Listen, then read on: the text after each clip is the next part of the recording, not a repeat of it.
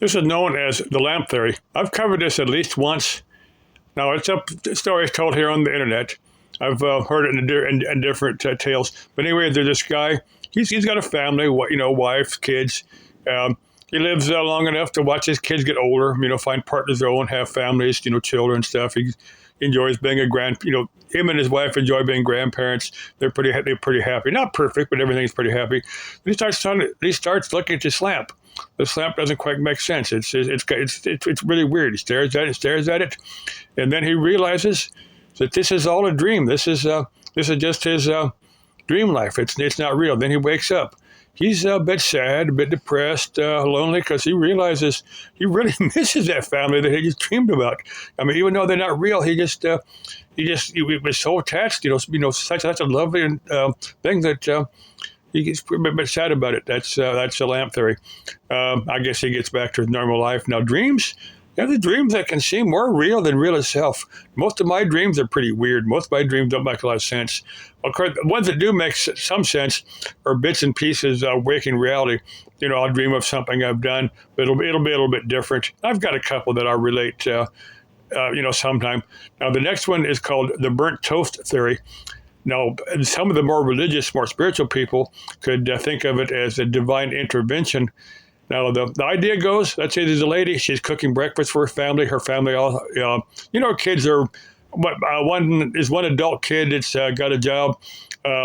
Still he or she is still living at home. Anyway, this lady is cooking breakfast for her, and she burns the toast. Or in some cases, she goofed up the pot of coffee, so she takes an extra 10, 15 minutes, to burn another cup of coffee. But in that extra 10 or 15 minutes, the family is delayed enough that they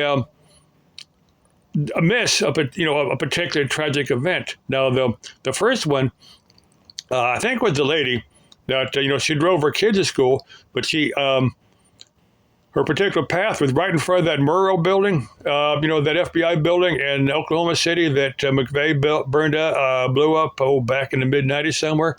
There was a handful of people through one event or another. Well, they figured that if they hadn't been delayed, they would have been right in the middle of that blast, and they would have been killed in that blast that took out that federal building.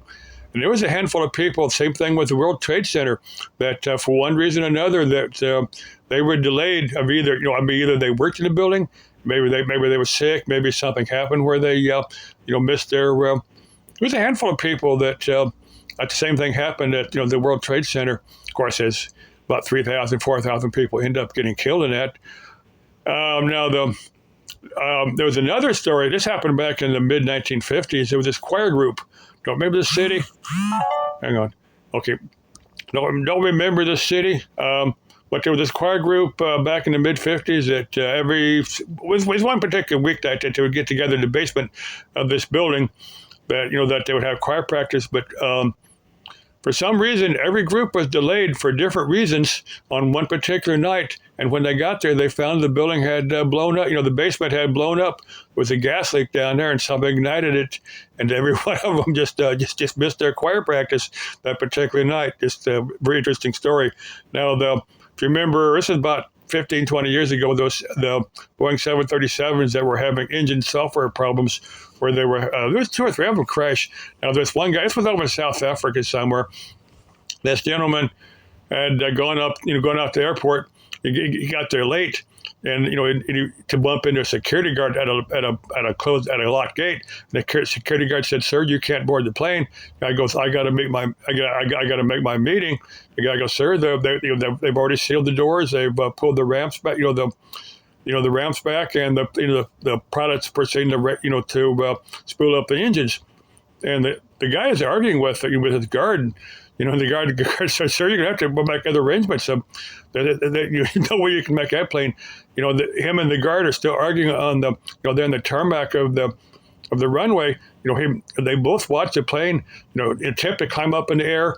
Then it plummets back down it end up in a fireball, and everybody's killed. The guy goes, "Man, you just saved my life." There's a handful of stories like that where either you can think of it as burnt toast, burnt coffee, or divine intervention. Just find those stories amusing, find those stories quite interesting. I've had a time or two where I was delayed, I have no idea if anything tragic would have happened or not. I have bumped into a few accidents that say if I were there a few minutes earlier, I might have been in an accident, or maybe I could have avoided it, and I would have been the other person that was careful enough to avoid the accident, or maybe there's no way to avoid the accident. I don't know, just interesting. Okay, love you. Let's keep life interesting. Bye bye.